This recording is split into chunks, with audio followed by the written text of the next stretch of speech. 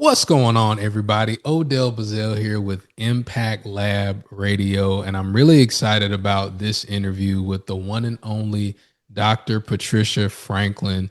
She has spent more than 35 years helping students build confidence, communication skills, literacy, and career readiness through education and mentorship.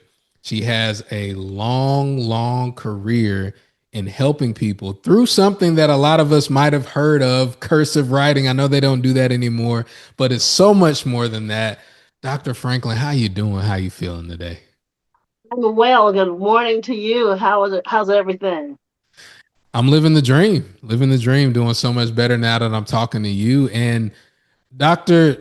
Patricia, I want to just start out this interview by introducing you to people that might not know who you are and might not understand your expertise. So, could you give us kind of just an overview of all the things you've done connected to literacy and communication and how we got to this point today?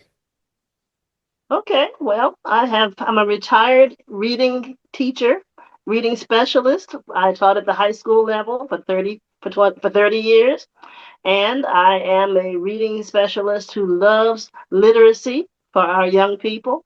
And I like for them to be able to use what they read, not just read something, but enjoy it and turn around and use it for their communities.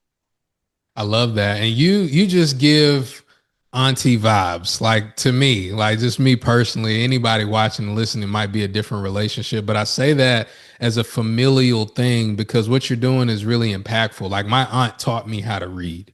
You know what I mean? So that's why I said that.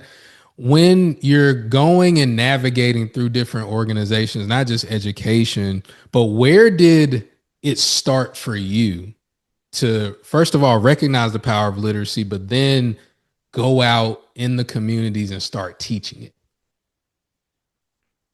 It started me as a reader. I was a reader in elementary school. I just liked having a book to go to and detach myself from whatever else was going around in the family or the community. I could sit myself with a book and become whatever I wanted to be. And I've always known that if I could do that, the students that I teach ought to see themselves in literature as well. And once you start seeing yourself in a literate position, then you're able to think yourself to do more. And that's just something I love. Think yourself to do more. That's powerful. Now, most people, when they think of literacy, Dr. Patricia, they think it's just reading and writing. What do you think they're missing? They're missing the fact that literacy is more than just about what you see on paper. It's about what you absorb into your mind and into your own understanding of what you have read. People can read something and not know what they have read. We all do that all the time.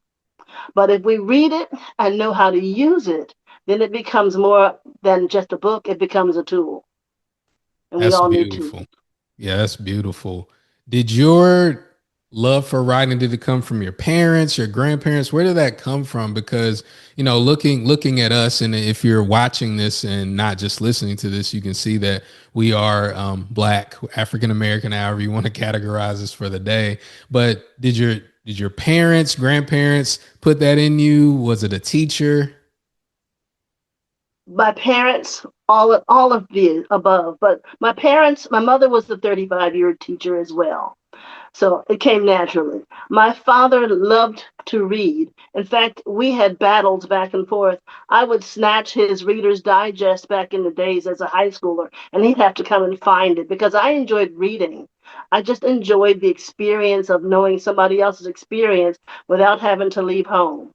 So I guess I had media happening in my brain whenever I read, and I just loved reading. And then lastly, in the 60s, when I grew up, the spoken word was becoming popular heavily, and rap came out. So Nikki Giovanni was my heart, okay, and other folks like that. That's amazing. And I love how you painted the picture because a lot of times people think that in black communities, literacy, academics, that stuff isn't pushed. And when we both know that that isn't the case. But there are people and there are communities, there are individuals who have poor literacy skills because it's not taught. What does poor literacy actually cost a student beyond just good grades? That's a good question. Poor literacy teach literacy itself is more than just reading. It's about thinking critically. So it costs a person opportunity today. It will cost a person academics. It may cost a person understanding their community, voting rights, uh, medical rights, health rights. So there are so many items in the world that just knowing because you have read about it can make a difference in your life. That's powerful and costing, opportunities. I know you've probably seen it with scholarships. Do you think students not being literate has cost them scholarship opportunities? Definitely. And I'm going to turn it around and say what I know they can get as opposed to what they've lost. I have a couple of students that I can call Red Vividly who used to try to skip my reading class because early in the semester they didn't see the value of it. And I kind of played games with them and got them to come to class, offered a few little trinkets here and there. I'm not above a little bribe to get a student to come and sit in class appropriately. But those very same students, a couple of years later, came back and told me they had taken a college prep test or a college compass test. First thing you do when you walk in the door. And the materials they learned in my class help them to earn extra credit before they even started their college career, which meant that was money that they had to go to do something else in college rather than paying for that first course, that first composition course. They had it already. So there is opportunity in literacy. And this goes back to way back when we first came to America. There was opportunity in understanding being literate. And that's part of why it was denied African Americans because the opportunities were competing with others. And others thought that if we were able to compete with them, it would be game over. And that's almost the truth. For sure. I love that. And I love how you brought out with your students, it saved them having to take more courses. Because a lot of times when we think, oh, money for college or money for school, we think Yeah, scholarship, paying for school. But if you can get those credits, if you can earn more credits, then you won't have to be in school as long, or you can do that's something else, right. as you pointed out. So I love that. You have a program called Write Cursive now. I want to talk about that in a second, but I want to ask this question carefully before we get into Write Cursive now. Mhm. Penmanship versus typing. Everybody now scrolls or types. Why is penmanship, like actually writing the thing, more powerful than just typing and scrolling? Okay, let me tell you, I've gone back to the classroom to support teachers and students. And in the past 25 years, I understand that we have not taught penmanship in favor of teaching computing. And it's important that we have computing knowledge because that's where everything is going. AI and computers are here, and we don't need to be afraid of that. But what we need to know is that when you write by hand, you remember what you have written. There is an eye hand connection that is natural. When you draw something out, you remember it. When I make a list for the grocery store, I have many times left my list at home, but I can visualize and remember what I written, and that helps save me from having to go back to get my list.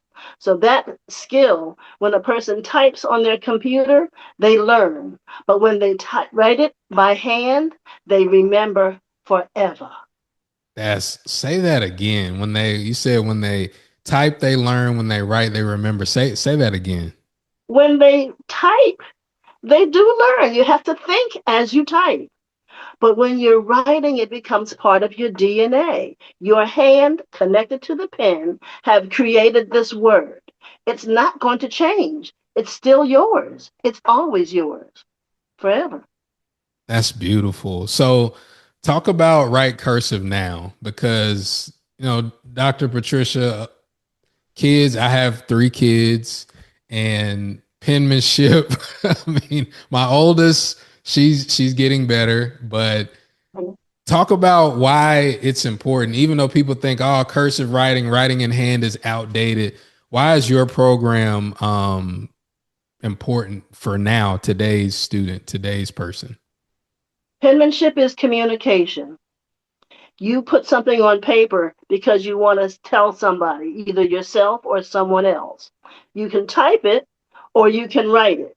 But sometimes if you go to the store and all the computers are down, they're not Hmm. going to let you buy anything because we can't keep track of what we bought. We can't determine how much it costs sometimes. The computer does all the work and we have nothing. That same thing happens with us in penmanship.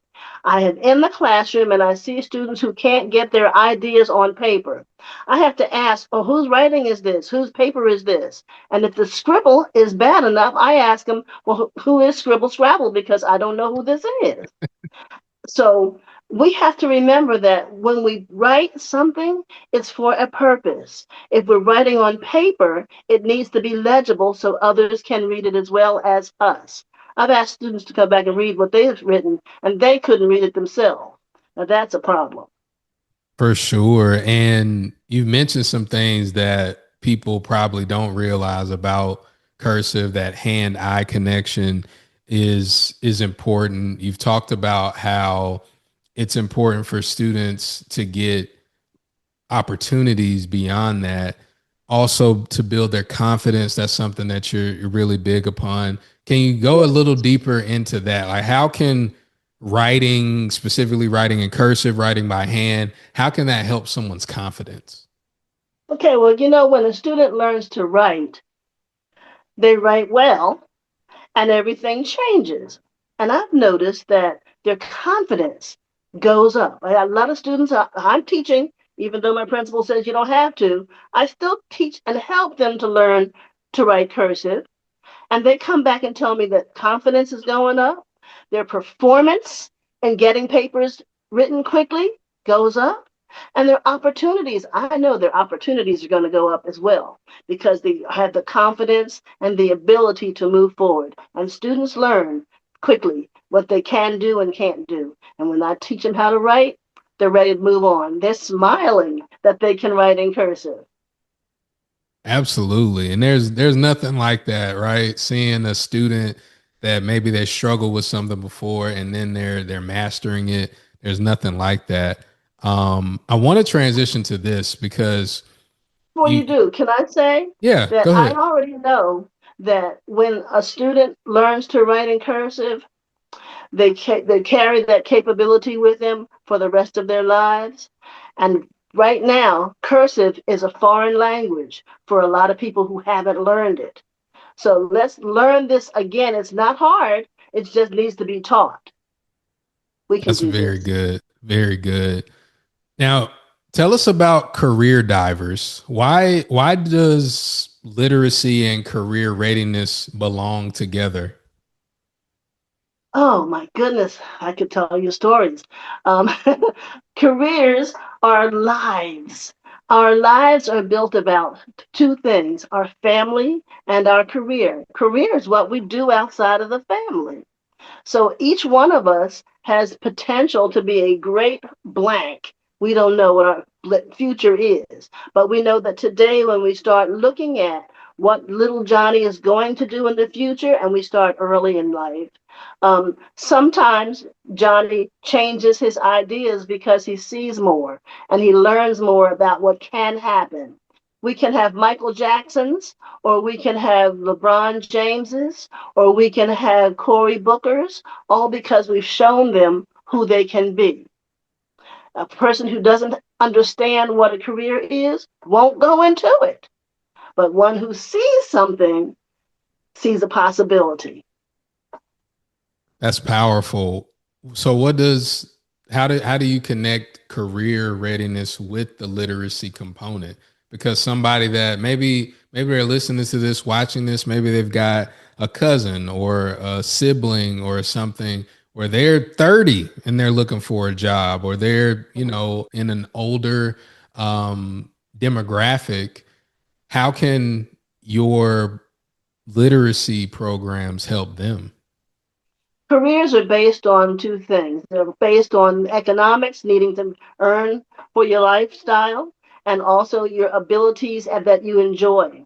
You don't go to a job happily if you don't enjoy doing it. I ask people to learn who they are. What are your personality strengths? What are your likes? What are your dislikes? All those in my program, we look at how you put that picture together of who you are today, what you like, and what organizations need people like you to do that job. That's how to build a career that is satisfying. Many people go to work and they're tired when they come home. We all do because it's work. But when you come home having done something you've enjoyed, you have a little bit more pep in your step because you enjoy what you do. So that's what a career readiness program that I offer looks at. And we offer a chance to compare what you'd like, what you don't like, and then establish an understanding of what businesses actually need and use people to do that. And the industry is changing these days because of AI and computing.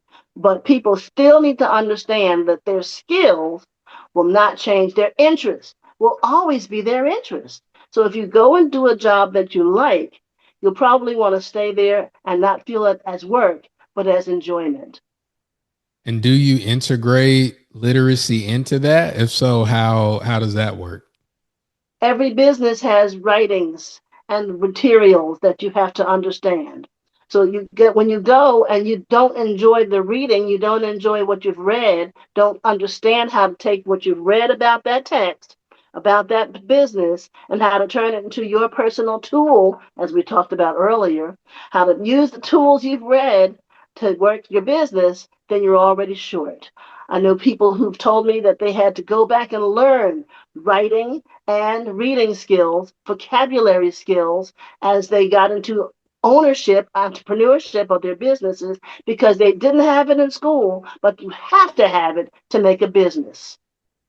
I love that. And anybody that's watching this, if you're a professional, you've been in rooms where someone is talking and you either see somebody writing notes or you see somebody on their device. And as a speaker myself and as a teacher, I know it's just something a little better about seeing somebody writing down what you're saying than just looking at a screen. Am I making sense?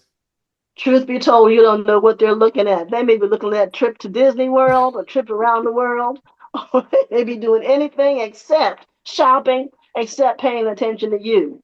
And they may be writing about that trip as well. But more than likely, when a person is writing and taking notes, they're gathering information and connecting it to what they want to do. We never know what a person is doing individually, but you can tell if they're writing that they can do something personally.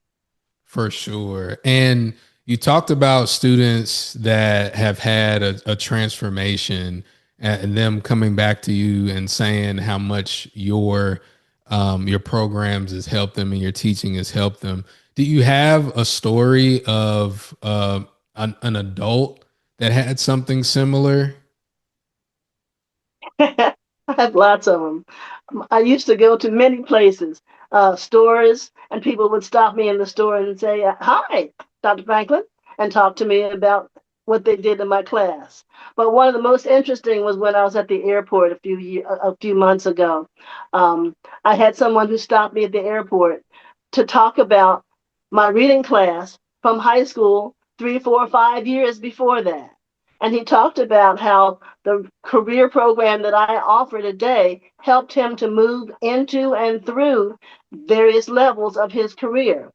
We didn't have long to talk, but I certainly enjoyed that conversation with my former student. And I've had that numerous times. And I love that. And everybody that teaches, everybody that speaks, consults, love that type of feedback.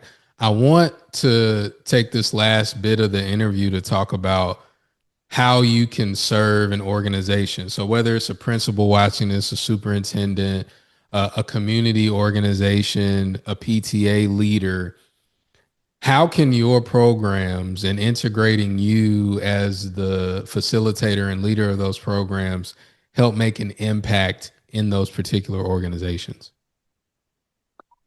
Each organization has a purpose to reach out and touch someone. I like to give them tools to reach out and help that person to move farther along in life. If they're understanding student success, or if they're looking for practical solutions to helping a young person read, or if they're looking for transitioning from one area to another, there are so many resources that I have seen that I can share. There are reading strategies and tips that we can use to help folks understand what they're reading. There are questioning and critical thinking strategies that I use with my program that I help people learn to not only appreciate their own thinking, but the thinking of other people they'll meet in the jobs or in the organizations they'll encounter. So there's so much to literacy that I like to share. We go from phonics to Socratic discussion, all in the same program. I love that. And kind of design what that looks like shortly. I know that, we can't do it in a real way right now, but if somebody is listening to this or watching this and they, there is something that I want to integrate with my group, what would that look like? Of course, they have to hire you, they have to pay you. You're an expert. So after that contract is done, Dr. Patricia, walk us through what that experience is like for those that are in the room. Let's start with Write Cursive now. Let's just use that program as an example. Okay. Well, Write Cursive Now and Career Divers blend together beautifully. I start with Write Cursive Now when we look at taking a person who cannot connect letters to being able to connect letters to create words, being able to create words and sentences and paragraphs that have ideas. Think about the Declaration of Independence coming up in a few months, a few weeks. We're going to celebrate the Declaration of Independence and what they scribbled on paper to determine what we could have a new country. So ideas scribbled down paper create ideas, create opportunities. I talk in my program about how vocabulary, how it builds word parts, understanding of those, how we build concepts and understanding paragraphs or essays, themes, and ideas. Then we talk about personalizing, how to use the skills that you need. The finding the same things that are on paper, but Johnny over here may need it differently than Rebecca needs it over here. Johnny may go into politics, Rebecca going into nursing. How do we pull that personally? And my programs are personalized to meet the needs of the individual students, so that when we have a program, what you're getting on school number one for Write Cursive Now teaches them how to write the cursive. But when they're finished, they're going to have this specialized signature that says, I am who I am, and I'm moving forward. And in fact, in 1 hour in cursive, Write Cursive Now, 1.5 hours, you come out and you have a signature, personalized, yours forever. And So that's my program. I want y'all to think about that, what that does, instilling confidence, communication skills. These are all things that you want to build and use forever. It's not just, am I right? It's not just in an academic setting or career Right. setting. It's beyond that. Can you talk on that a little bit? Certainly, I have parents who chuckle to the fact that they can write cursive and their kids cannot. So they can write notes to their kids, and the kids have no idea what they've said. But that's a skill. Once you've got that skill, it's usable. I know hospitals that have had to pull themselves down, close down for days because they didn't have enough people to transcribe the written notes from doctors into medical properties. The question you're asking me is, how valuable is this? It's extremely valuable. And when we find ourselves as a people who are illiterate in cursive, we're already handicapping ourselves. And I don't think we should do that to ourselves. So that's where Write Cursive now offers a chance to build that skill, maintain those strengths. Because once you put it here, like the elephant, you never lose it. That's beautiful. And what organizations and groups do you like to work with the best, Dr. Patricia? Well, because I'm a school person. School is always a great start, but I'm looking for community organizations, boys and girls clubs, um, big brothers, big brothers, big sisters organizations, youth serving nonprofits, church organizations that want to have community foundations or want to have communal opportunities for children to learn and serve each other. And I want it not to be just work. I want it to be fun. My online platform, school.com, has an opportunity for monthly writing practices, but we also feature a theme. So next month, we're looking at the Declaration of Independence and perhaps a declaration of who you are. So there are so many ways of using writing. I want people to enjoy the fact of writing, not just that you have to write. That's a beautiful thing. And for those of you listening, for those watching, make sure you reach out to Dr. Patricia Franklin about her offerings and the different things that she has. She has exclusive, customized workshops for your groups that will allow them to elevate their confidence, their communication skills, their literacy skills, and declare who they are. Because if you know who you are, nobody can tell you to be worse. I appreciate your time, appreciate your attention, Dr. Franklin, and everybody else at the Impact Lab Radio. Y'all know how we do. We'll see y'all at the top, not from the top. Take care.